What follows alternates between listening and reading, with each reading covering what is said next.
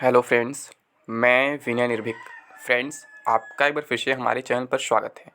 तो friends, RRB, NTPC, CBT 2 and group D exam date update.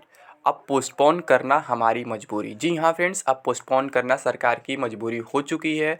इसके बावजूद बहुत सी लोग कमेंट कर रहे हैं, पूछ रहे हैं कि ये एग्ज़ाम क्यों नहीं पोस्टपोन हो रहा है, वो एग्ज़ाम क्यों नहीं पोस्टपोन हो रहा है। जबकि मैं सभी का रीज़न अलग अलग दे चुका हूँ और बहुत से एग्ज़ाम्स पोस्टपोन हुए भी हैं और बहुत से एग्ज़ाम्स पोस्टपोन होने वाले भी हैं, यानी कि पोस्टपोन होने जा रहे हैं। ठीक है, और पोस्टपोनमेंट का एक ही रीज़न है, कोविड-19 का बढ़ता ग्राफ, ओमिक्रॉन का बढ़ता ग्राफ। और आपका तो जो एग्ज़ाम है रेलवे का, वहाँ पे तो कोविड है ही है, उसके साथ साथ 5 राज्यों में इलेक्शंस भी है, तो उस टाइम कोई भी एग्ज़ाम वैसे भी नहीं हो पाएगा। लेकिन फिर भी मैं आप लोग के सवालों का जवाब दूंगा और दिखाऊंगा कि सरकार की मेन मजबूरी क्या है। यानी आज फिर से नया अपडेट देने का प्रयास करूंगा ताकि आपको फिर से कंफर्म हो सके। और जो लोग कह रहे थे पोस्टपोन नहीं होगा, वो फिर उसके बाद बोल सकते हैं कि पोस्टपोन क्यों नहीं होगा। ठीक है, क्योंकि बहुत से लोग बोल रहे थे ना कि पोस्टपोन नहीं होगा, ये नहीं होगा, वो नहीं होगा। तो फ्रेंड्स, मैं वो भी प्रूफ दिखाने वाला हूँ कि मैं किस बेस पर इतना बोलता हूँ, आखिर कैसे कहता हूँ। ठीक है, तो अब कोई रोक कर दिखाए पोस्टपोनमेंट, में डायरेक्ट चैलेंज कर रहा हूँ कि कोई पोस्टपोनमेंट इसका रोक कर दिखाए तो मैं मान जाऊँ। ठीक है, क्योंकि अभी जो सिचुएशन बन गया है उसके अकॉर्डिंग पोस्टपोन होना ही है, इसमें कोई डाउट नहीं है। आपका दोनों एग्ज़ाम जो है, चाहे आपका एनटीपीसी सीबीटी 2 हो या फिर ग्रुप डी हो। बाकी जो रिजल्ट है एनटीपीसी सीबीटी 1 का, वो तो आना ही आना है, उसमें कोई डाउट नहीं है, वो बहुत जल्द आ जाएगा।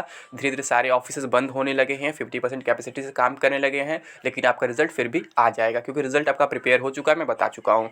मैं उन अफवाहदारों की तरह नहीं जो अफवाह फैलाते थे। सितंबर में ही रिजल्ट आपका 100% प्रिपेयर हो चुका है, क्योंकि सितंबर के लास्ट महीने में तो बनना स्टार्ट हुआ था। अभी मैं आपको बताया था कि 24 या 25 सितंबर से आपके रिजल्ट पे काम होना स्टार्ट हुआ था। तो मैं बोला भी था कि लगभग 3 महीने रिजल्ट बनने में लगता है। ठीक, तो 3 महीने अब बीत चुके हैं, रिज़ल्ट आपका प्रिपेयर हो चुका है, तो उसमें कोई डाउट नहीं है। अब जैसे कि कल एक कमेंट आया था कि यूपीएससी मेंस क्यों चल रहा है, तो फ्रेंड्स मैं पहले ही बता चुका हूँ, यूपीएससी का क्या है, एक कैलेंडर होता है, फिक्स कैलेंडर होता है। उन्हें हर हाल में ज्वाइनिंग कराना ही होता है, हर साल ट्रेनिंग पर भेजना ही होता है 700-800 लोगों को। ठीक है, मतलब जितनी वैकेंसी होती है लगभग उतनी मतलब भेजना ही होता है, उसमें कोई डाउट नहीं है। चाहे कुछ भी कर ले वो, मतलब उनका पूरा कैलेंडर डिस्टर्ब हो जाएगा अगर थोड़ा सा लेट होंगे तो। आपको मालूम होगा अभी 2020 का ही प्रीलिम्स जब लेट हुआ था, बस 4 महीना ही लेट कर पाए थे वो लोग। 5 महीना, मई से अक्टूबर में चला गया था। उसके बाद भी कैंडिडेट्स लगातार डिमांड करते रहे पोस्टपोन करो, पोस्टपोन करो, पोस्टपोन करो, बट यूपीएससी ने साफ मना कर दिया। और वहाँ साफ यही रीज़न दिया गया कि हम अगर और अधिक पोस्टपोन करते हैं तो हमारा कैलेंडर डिस्टर्ब हो जाएगा, फिर हमारा ट्रेनिंग सेंटर खाली हो जाएगा, हमारा सब कुछ मतलब बना बनाया बिगड़ जाएगा, जो ऐसा पॉसिबल नहीं है। क्योंकि हमारा भी एक रूल बुक है जिसके अकॉर्डिंग हम फॉलो करके अपना काम करते हैं, तो हम और अधिक लेट नहीं कर सकते हैं। इसके खिलाफ कैंडिडेट सुप्रीम कोर्ट भी गए, बट वहाँ भी यूपीएससी ने यही जवाब दिया कि हम अब इसमें कुछ नहीं कर सकते, हम अपना एग्ज़ाम 4 अक्टूबर को करा करके ही रहेंगे। क्यों? क्योंकि वहाँ सब कुछ रूटीन है, फिक्स है, कैलेंडर, उन्हें हर साल वो सब एग्ज़ाम कराने ही होते हैं, ज्वाइनिंग देने ही होते हैं। वो रेलवे नहीं है कि जहाँ कोई गारंटी नहीं है कि आपका एग्ज़ाम 10 साल में होगा, 20 साल में होगा। ठीक है, तो आप उससे उस चीज़ को कंपेयर नहीं कर सकते हैं। अब एक सवाल और था, एक ही लोग का शायद दोनों सवाल था कि यूपीएससी का मेंस क्यों चल रहा है। और प्लस फ्रेंड्स, वो मेंस है और अभी जनवरी भी स्टार्टिंग है। ठीक है, वहाँ कैंडिडेट्स भी काफ़ी कम हैं। ठीक है, और आपका फरवरी आते थे तो बहुत बढ़ने के चांसेस भी आपको मालूम है। तो बहुत सारे रीज़न है कि उससे आप कंपेयर नहीं कर सकते हैं। अब अगर हम बात करें एमपी पुलिस का एग्ज़ाम क्यों चला, तो फ्रेंड्स एमपी पुलिस में भी क्या है, वो केवल एमपी का एग्ज़ाम है और एमपी में न तो इलेक्शन है, न तो सिचुएशन इतना ज़्यादा अभी ख़राब हुआ है। यानी एमपी में अभी सब कुछ काम करने लायक है।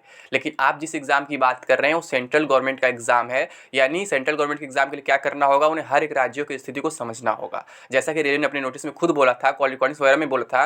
वैसे मैं कॉल रिकॉर्डिंग विश्वास नहीं करता, मैं हमेशा करता हूँ, बट नोटिस में खुद बोला था कि जैसे कि मतलब जहाँ जब तक सारे राज्यों की सिचुएशन नॉर्मल नहीं हो जाती तब तक हम एग्ज़ाम्स नहीं करा सकते हैं। तो फ्रेंड्स, आपको मालूम है दिल्ली की हालत क्या है, महाराष्ट्र की हालत क्या है, बंगाल की हालत क्या है, राजस्थान की हालत क्या है, बताने की जरूरत नहीं, गुजरात की भी हालत क्या है। ठीक है, मतलब ये 4-5 राज्य इतने खतरनाक सिचुएशन में जा चुके हैं कि गवर्नमेंट अब चाह कर भी एग्ज़ाम नहीं करा सकती है, रेलवे अब चाह कर भी एग्ज़ाम नहीं करा सकता है। 4-5 राज्य कोविड की वजह से परेशान हैं और 5 राज्यों में तो इलेक्शन ही होने वाले, तो अब वैसे ही कोई एग्ज़ाम नहीं हो पाएगा। और फ्रेंड्स, मैं बता दूं, यूपी में ही एक स्टेट गवर्नमेंट का एग्ज़ाम होने वाला 23 जनवरी को, यूपी टेट का। उस पर भी जो उसके हेड है यानी कि पीएनपी, वो बोल रहे हैं कि अभी तक तो कोई नोटिस जारी नहीं किया गया पोस्टपोनमेंट को लेकर के, लेकिन अगर ऐसे सिचुएशन खराब रहा तो एग्ज़ाम आपका पोस्टपोन हो सकता है। वो भी इस बात को एक्सेप्ट कर चुके हैं। अब सोचिए वहाँ पर जहाँ पर खुद इलेक्शन होने वाला, लोग बोल रहे थे ना कि इलेक्शन होगा तो एग्ज़ाम क्यों नहीं, इलेक्शन होगा तो एग्ज़ाम नहीं होगा।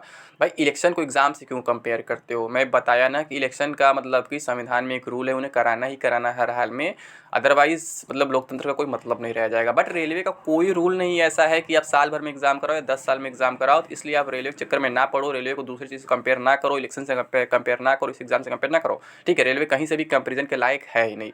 रेलवे सबसे अधिक जॉब देता है और सबसे अधिक समय भी लेता है, ये बात आपको मानना पड़ेगा किसी भी वैकेंसी में।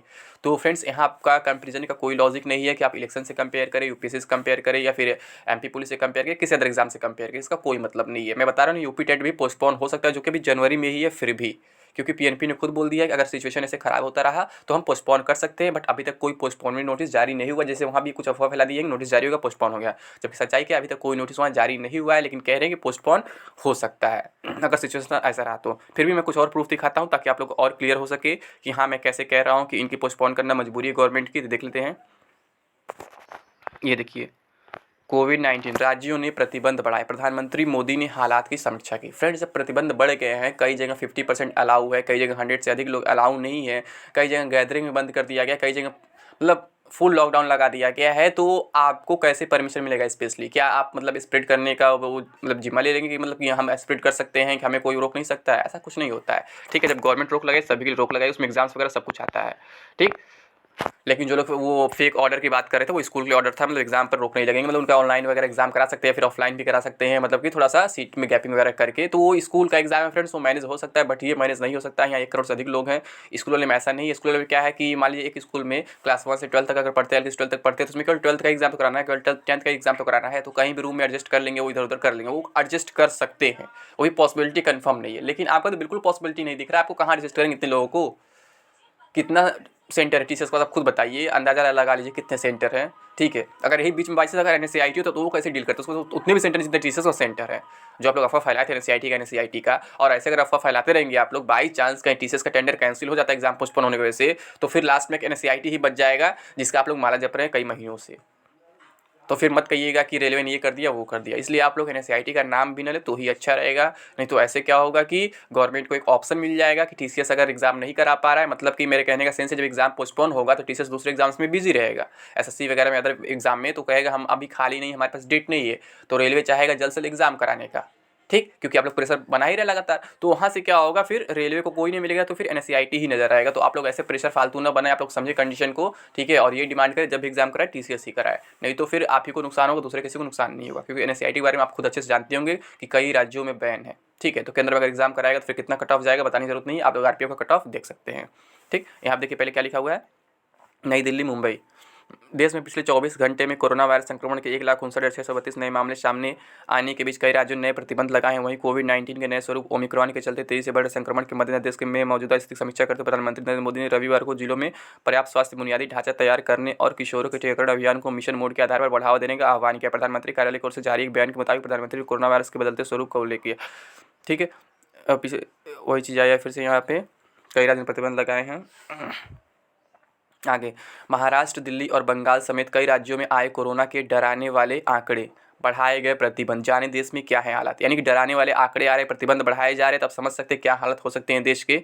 कई राज्यों और केंद्र शासित प्रदेशों ने महामारी की तीसरी लहर के खतरे के मद्देनजर पहले ही नाइट कर्फ्यू और अन्य प्रतिबंधों की घोषणा की, यानी कई जगह नाइट कर्फ्यू और अन्य प्रतिबंध लग चुके हैं। नाइट कर्फ्यू तो ऑलमोस्ट हर एक राज्य में लग चुका है, बहुत कम बचा होगा। ठीक है, और वीकेंड कर्फ्यू भी स्टार्ट हो गया, वीकेंड लॉकडाउन भी स्टार्ट हो गए, और कुछ जगह तो फुल लॉकडाउन हो गया, जैसे हिमाचल प्रदेश हो गया, फिर राजस्थान में भी चांस बढ़ रहे हैं। ठीक है, तो ऐसे हो सकता है।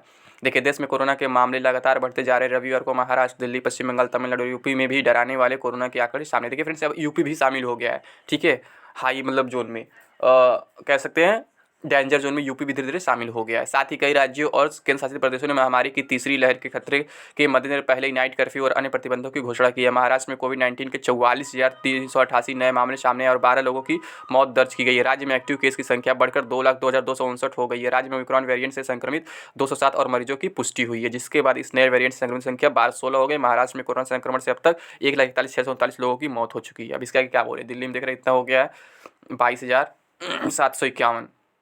कितना है 22,751 सामने आए हैं। 24 घंटों में 17 लोगों की मौत दर्ज की गई। आप लोग कह रहे से मौत नहीं हो रही, ये नहीं हो रहा, वो नहीं, देख लीजिए इतने मौत हो रहे हैं, ठीक है। पश्चिम बंगाल में भी सामने है 24,287 और 18 लोगों की मौत हुई है। अंदाज़ा लगा लीजिए फ्रेंड्स कि कितना मतलब कि खतरनाक ये होते जा रहा है। आप लोग कह रहे खतरनाक नहीं है, झारखंड का भी दिया गया है।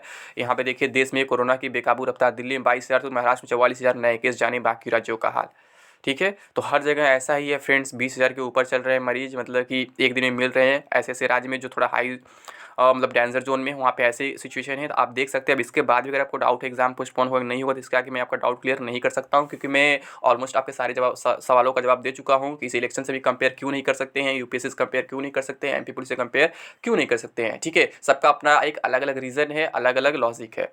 अभी क्या है, अभी कुछ एग्जाम्स कराए भी सकते हैं। मैं फिर कह रहा हूँ, अभी स्टार्टिंग है कोविड का, अभी जनवरी में जो एग्जाम्स है हो सकते हैं, बट फिर भी आपको मालूम है जब जनवरी वाले ही एग्जाम पोस्टपोन हो जा रहे हैं, जैसे गेट पोस्टपोन हो गया, इग्नू पोस्टपोन हो गया और कई एग्जाम्स पोस्टपोन हो गया, तो फरवरी वाला क्यों नहीं पोस्टपोन होगा, खुद आप सोच लीजिए। जबकि फरवरी में चांसेस पूरा बढ़ता ही जाएगा अभी, ठीक है। घटने की चांसेस कहीं मार्च में आएगी, तो आप अंदाजा लगाइए क्यों नहीं पोस्टपोन होगा, खुद बताइए क्यों नहीं पोस्टपोन होगा। मैं कुछ नहीं बोलने वाला हूँ, ठीक है फ्रेंड्स। तो अभी के लिए बस इतना ही। Thank you. जय हिंद, जय भारत।